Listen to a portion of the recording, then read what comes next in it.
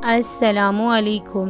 بنت مومن اردو سٹوریز میں آپ سب کو خوش آمدید۔ یہ کہانی لاہور کے گارڈن ٹاؤن ہاسٹل کی کہانی ہے کہ جہاں 5 دوست رہتے تھے۔ ان میں طارق، عابد، فہد اور تنویر شاہد شامل تھے۔ یہ 5 دوست کریسنٹ کالج سے CA کی ڈگری حاصل کرنے کے لیے مختلف شہروں اور علاقوں سے آئے ہوئے تھے۔ عابد اور شاہد بدرجہ باقی تینوں کے بہت شریف اور شائستہ مزاج کے تھے، جبکہ تنویر، طارق، فہد نہایت ہی بگڑے ہوئے بدتمیز لڑکے تھے۔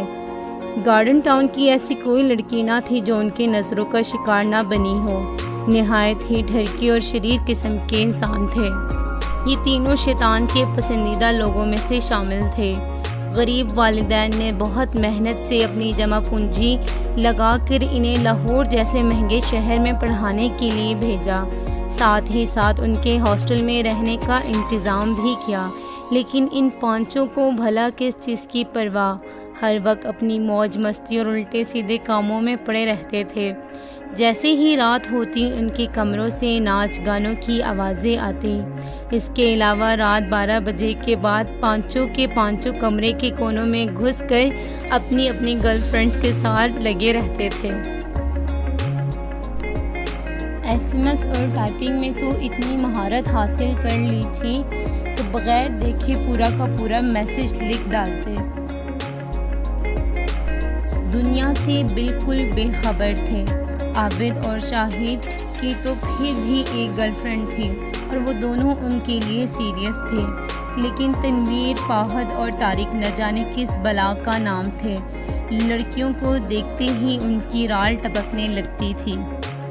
ان 5 میں سب سے نمبر 1 پر طارق تھے، جو کہ بے شرمی اور بے حیائی میں ورلڈ ریکارڈ بنا چکے تھے۔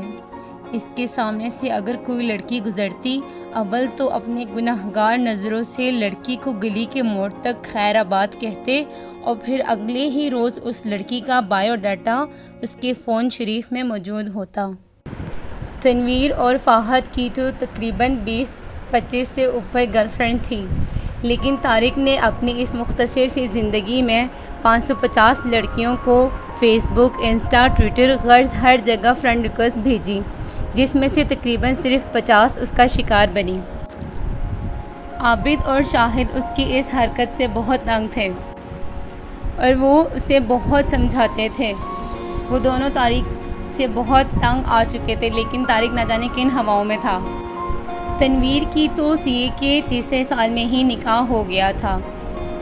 وہ اپنی ان حرکتوں سے کسی حد تک باز آ چکا تھا، اور فہد کی بھی اس کی حرکتوں کے سبب اس کے والدین نے اس کی انگیجمنٹ کر دی، لیکن طارق ابھی تک ان سب سے بچا ہوا تھا۔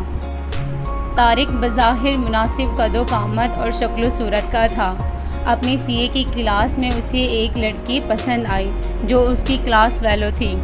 اس کے لیے اس نے پورا 1 سال لگایا کہ کسی طرح وہ لڑکی طارق کی محبت میں آ جائے۔ طارق نے اسے اپنے جال میں پھنسانے کی ہر ممکن کوشش کی اور اس میں کسی طرح کی کوئی کسر نہ چھوڑی۔ اپنی کلاسز چھوڑ کر روزانہ اس کی کلاس میں بیٹھتا، ہر جگہ اس کا پیچھا کرتا۔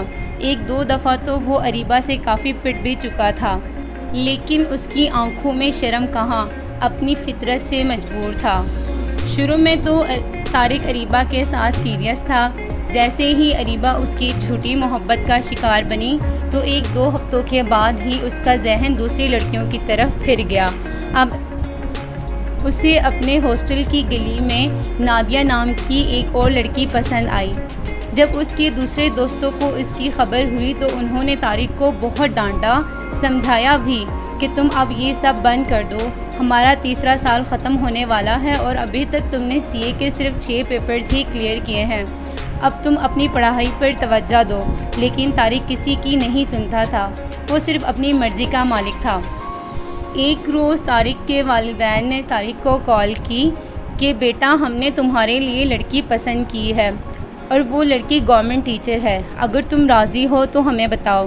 طارق کے خاندان والے بہت ہی روایتی لوگ تھے، وہ صرف اپنی کاسٹ کے لوگوں میں ہی شادی کرتے تھے۔ یہی وجہ تھی کہ اب طارق 3 میں تھا۔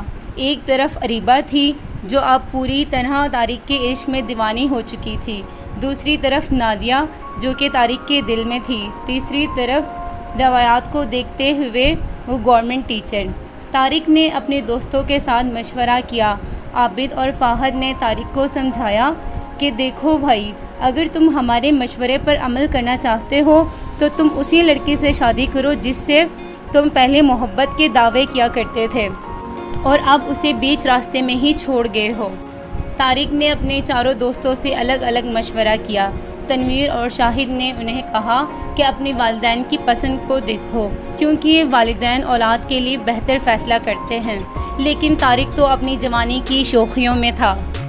ادھر اس نے اپنے والدین کا دل خوش کرنے کے لیے ان کے رشتے کے لیے ہاں کر دی تاکہ ان کا دھیان طارق پر سے ہٹ جائے۔ یہاں وہ اسی طرح اپنی موج مستیوں میں لگا رہا۔ طارق کے دل میں اگر نادیہ کے لیے کچھ جذبات تھے بھی، لیکن وہ ان سب کے ساتھ ساتھ دوسری لڑکیوں کے ساتھ بھی لگا رہتا تھا۔ یہ سب اس کی عادت سی بن گئی تھی۔ نادیہ بھی طارق سے اپنی پسند کا اظہار کرتی، دراصل وہ صرف طارق کو لوٹ رہی تھی۔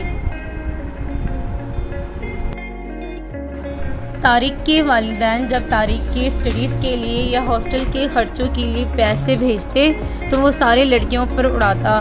نادیہ بھی انہی میں سے تھی۔ ایک دن طارق نادیہ کے ساتھ ریسٹورنٹ گیا ہوا تھا۔ ادھر اریبہ بھی اپنی سہیلیوں کے ساتھ ویکینڈ پر آئی ہوئی تھی۔ اریبہ کی نظر طارق پر پڑی کہ وہ ایک لڑکی کے ساتھ بیٹھ کر گلچھلیاں اڑا رہا ہے۔ اریبہ کو یہ سب دیکھ کر بہت غصہ آیا۔ وہ اپنے غصے پر قابو پا کر طارق کے پاس گئی، لیکن غصے کے اثرات اب بھی اریبہ کے چہرے سے ظاہر ہو رہے تھے۔ طارق، کیا کر رہے ہو یہاں اس لڑکی کے ساتھ؟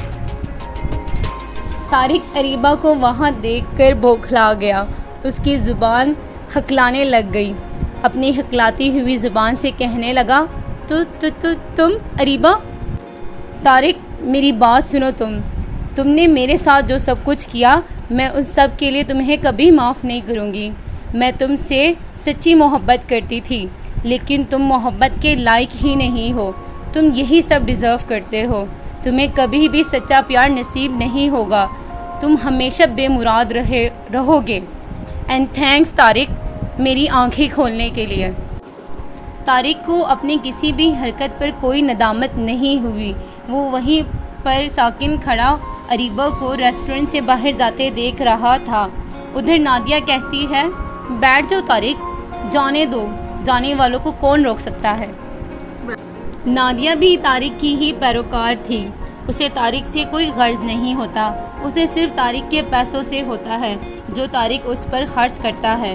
طارق کی حرکتیں سدھرنے کو آ ہی نہیں رہی تھی۔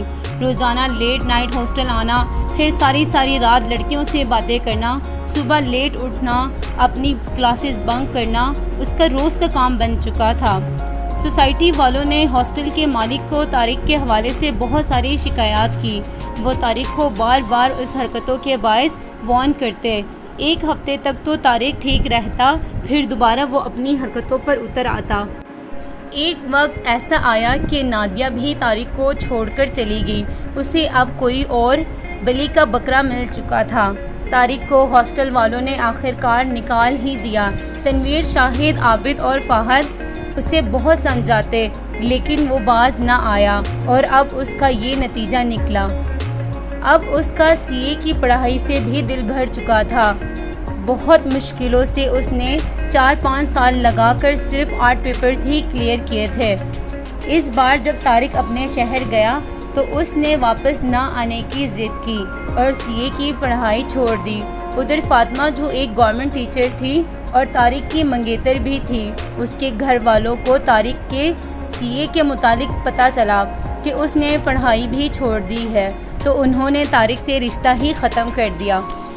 طارق کے والدین فاطمہ کے ابو سے وجہ پوچھنے لگے تو انہوں نے کہا کہ ہم نے تمہارے بیٹے کے ساتھ فاطمہ کا رشتہ صرف اس کی CA کی پڑھائی کی وجہ سے ہی کیا تھا۔